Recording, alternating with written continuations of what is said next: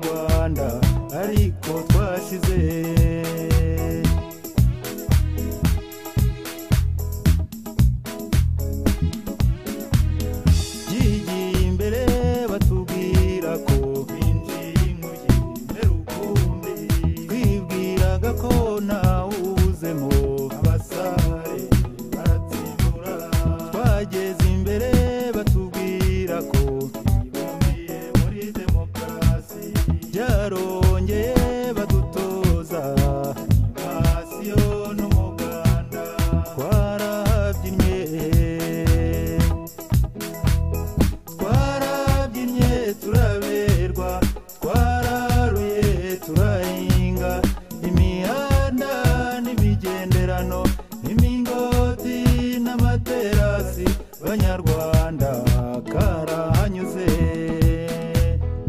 Banyarwandakazi, Banyarwanda, nshuti z'u Rwanda, ndabasuhuje kandi nongeye no kwifuriza umwaka mwiza muhire wa 2024. Mu mezi atandatu uhereye uyu munsi, Abanyarwanda bazabyuka bajya mu matora y'umukuru w'igihugu n'amatora y'intumwa za rubanda zizabahagararira mu nteko ishinga amategeko. Bizaba ari ubwa mbere mu mateka y'u Rwanda Abanyarwanda bazagomba gutorera icyarimwe Perezida wa Repubulika uzayobora guverinoma n'abadepite bazicara mu nteko ishinga amategeko igihe cy'imyaka 5. Mu bihugu bifite demokarasi irambye, igihe cy'amatora ni igihe kiba gikomeye cyane kuko nibwo abaturage baba babonye ububasha bwo kwihitiramo abayobozi bashya, kwerekana ko hari abo bakomeje kwifuza cyangwa se kwerekana ko hari abo batagishaka. Amatora ni inkingi ya demokarasi ikomeye cyane, niba ahubwo atari inkingi iruta zose mu gushimangira umuco wo kugera ku mpinduka ya politike mu mahoro no mu bwisanzure. Mu Rwanda nta washidikanya ko demokarasi gifite inzira ndende kubera urubuga rwa politike rugifunze. Kubera ko nta munyarwanda ugomba kubuzwa uburenganzira bwe bw'ibanze bwo kugira uruhare mu kubaka igihugu kigendera ku mategeko na demokarasi isesuye, waba uri mu Rwanda cyangwa se uri mu mahanga, nta gikwiye kukubuza kuzuza inshingano zawe zo gutora. Twagiye tubona abahitamo kudagira icyo bavuga ku matora kubera ko baba babona ko mu Rwanda ntacyo yahindura. Nyamara uyu mwaka ndifuza ko bihinduka, ahubwo twese tukazajya gutora tukerekana ko tunyotewe na demokarasi. Demokarasi igifite igisobanuro cy'uko ari ubutegetsi bushyizweho n'abaturage bugakorera abaturage. Demokarasi tunyotewe mu gihugu cyacu ni demokarasi itagira uwiheza, iha umwanya abanyamuke muri politike, minorite politique, kugira ngo hatagira umunyarwanda ufite ibitekerezo byiza byubaka uhezwa muri politike y'igihugu cyacu. Kuba narakatiwe n'inkiko muri 2011 ntabwo mfite uburenganzira bwo kwiyamamaza amatora yari yo yose, ariko kandi dufite n'itegeko ririkuriraho umuntu ubusembwa. Ubu nkaba narasabye gukurirwaho ubusembwa, bisaba mu rukiko rufite mu nshingano zarwo. Urwo rubanza rukaba ruzaba ku itariki ya 14 z'ukwezi kwa kabiri. Ufite icyizere ko igihe nikigera nzashobora kwiyamamaza mu matora tuzagera uyu mwaka. Uyu mwaka wa 2024 ndizera ko tuzashobora kugera ku mpinduka nziza izatugeza ku mubano mwiza hagati yacu nk'Abanyarwanda, cyangwa se hagati y'Abanyarwanda n'abaturanyi hano mu karere k'ibiyaga bigari. Amatora yo muri 2024 mbona ari yo nzira ikwiye yo kubigeraho. Nkaba nongeye kubasaba kuyazirikana mwese aho muri hose. Imana ibaha umugisha, ihe n'umugisha igihugu cyacu. Suhuje mwese abakurikiye RTV Uhayi, Yendi Fabian Mwita, mbaye n'ikaze muri iki kiganiro cy'ubusesenguzi ndetse n'ibitekerezo. Ubu abagira ngo tuvuge ku matora ateganijwe mu mwaka wa 2024, itariki ikaba yaratangajwe ko ari 15 Nyakanga umwaka wa 2024. Mu Rwanda rero hakaba hateganijwe amatora y'umukuru w'igihugu. Perezida uriho Paul Kagame ni umwe mu bakandida bateganijwe, nakuwe ni umukandida wa RPF Inkotanyi, ishyaka rimaze imyaka 30 ku butegetsi. Yego ntabwo bari bakora inama ngo batore umukandida ku mugaragaro, ariko kandi nyiramaso yerwa bike inda kirebera. Ikindi nuko uzakunda no kubona kuri profile status z'abamushyigikiye harashyizweho ngo save the date 15th July 2024. Ibyo rero bivuga ko nta wundi mukandida RPF inkotanyi bategereje gutanga, ariko reka dutegereze igihe nikigera. Abakandida ba opposition ntibarigera bahabwa amahirwe yo guhatanira umwanya usumba iyindi mu buyobozi bw'igihugu cy'u Rwanda. Mu mwaka wa 2003 nyakwigendera Faustin Twagiramungu yaremerewe yinjira mu Rwanda, ariko ntiyatsinda amatora. Icyo gihe yari yamamaje nk'umukandida wigenga, nubwo we yemezaga ko yibwe amatora. Kuva ubwo umuntu yavuga ko Perezida Paul Kagame yagiye yiyamamaza wenyine. Mu mwaka wa 2010 Madamu Victoire Ingabire Umuhoza yagiye mu Rwanda akomotse mu gihugu cy'Ubuholandi aho yabaga ni mahanga, atwaye ibendera ry'ishyaka FDU inkingi.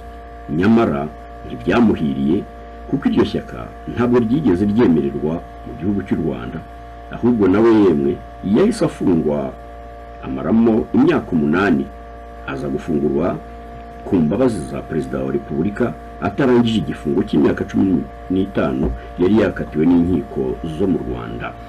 Madamu Victoire Ingabire Umuhoza ntajya ry'iminwa mu gukosora leta y'u Rwanda ndetse no kuvuga ibitagenda, kandi atanga n'icyo atekereza ku miyoborere y'igihugu cy'u Rwanda, bityo akabona avuga nk'uko we yabikora biramutse byemewe agatorerwa umwanya wo kuba Perezida wa Repubulika. Victoire Ingabire Umuhoza yahimbiye ikanzu mu minsi yashize, ndavuga ikanzu ya politiki.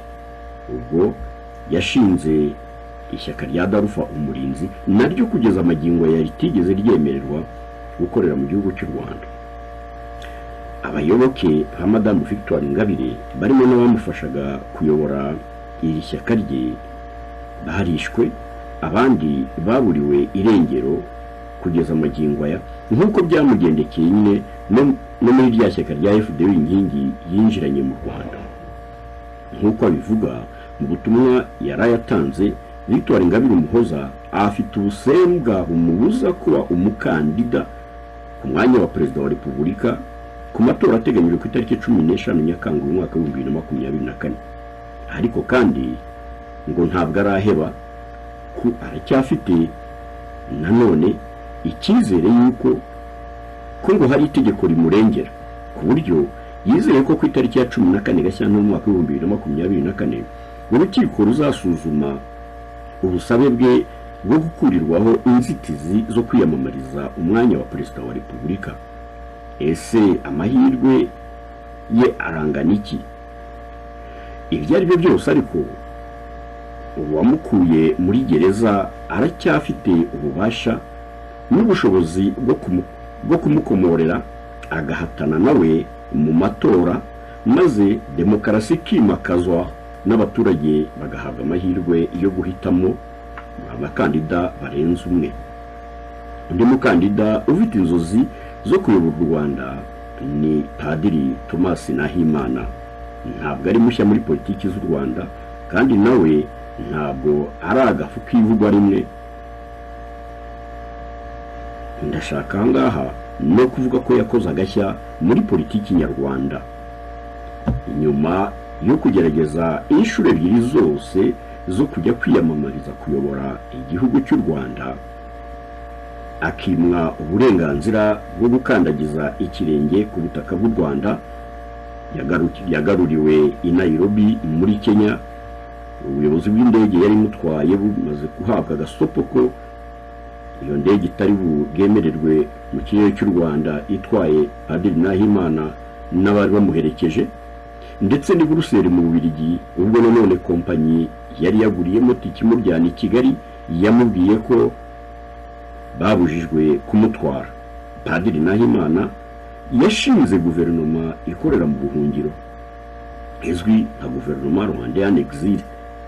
Kugeza amagingo aya Padiri Nahimana ngo zere cyangwa zirabure avuga ko azaba ari mu Rwanda akenshi Padiri Nahimana yagiye abazwa uko azinjira mu Rwanda naramuka yangiwe ku nshuro ya gatatu. Yumvikanye asubiza ko azajyeyo byanze bikunze kuko nta muntu n'umwe ufite uburenganzira bwo kumukumira kujya iwabo, ngo ntawubuza umwana ujya iwabo. Muri guverinoma ya Padiri Nahimana nayo itaravuzweho rumwe, harimo inzego zitandukanye ndetse harimo n'igisirikare.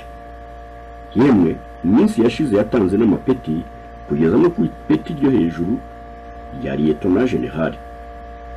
Umuntu akaba yibaza niba ashobora no kuzakoresha mtutu wa bunduki cyangwa se uruhembe rw'umuheto nk'uko bivuga mu Kinyarwanda, aramutse yimwe amahirwe yo kujya kwiyamamaza ku buryo busanzwe nk'abandi.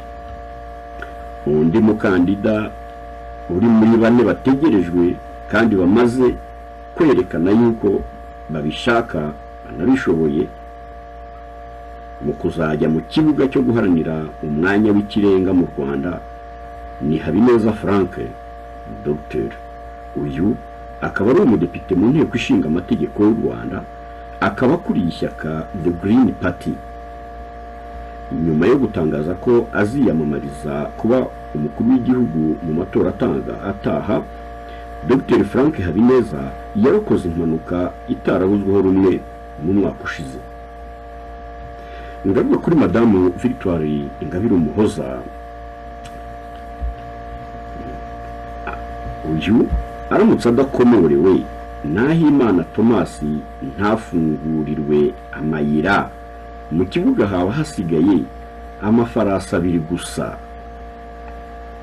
Bose uko ari bane bahawe amatike yo kwiyamamariza amatora, akaba mu mucyo aya matora yavamo andi mateka mashya muri politiki z'u Rwanda.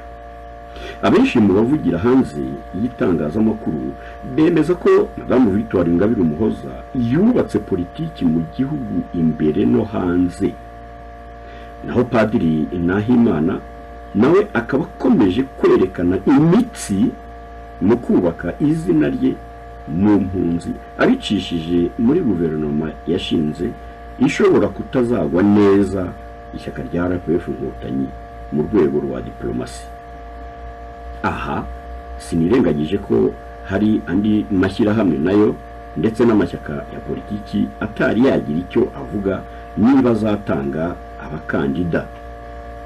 Ntawagira icyo avuga kuri yandi ari muri forum ahuriyemo na FPR Inkotanyi. Mu minsi izaza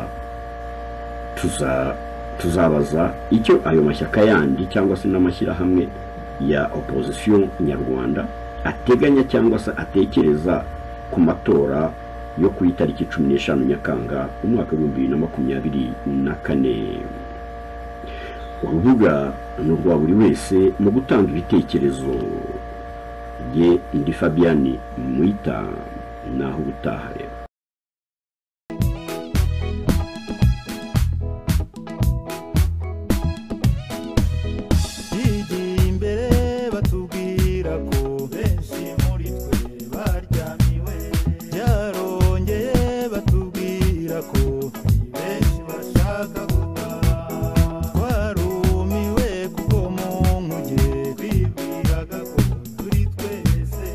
Abo bahezi yo badutumyeho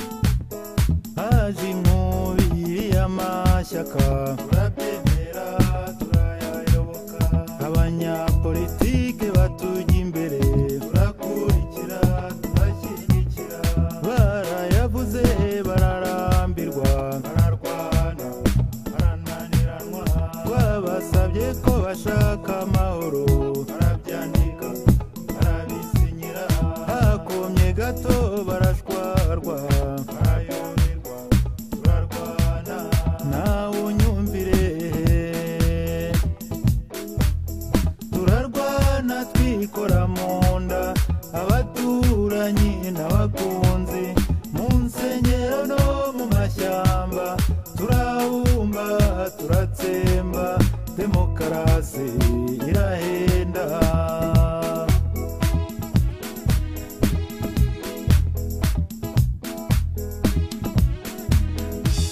abanyapolitike barongera barahirikana imana intebe barongeye batubwira ko barya bahise baramano ngo mushaka bakoze ibyaha baradusaza turayoberwa bati none wiri demokarasi naho ariko twashize demokarasi kwiyenda cyane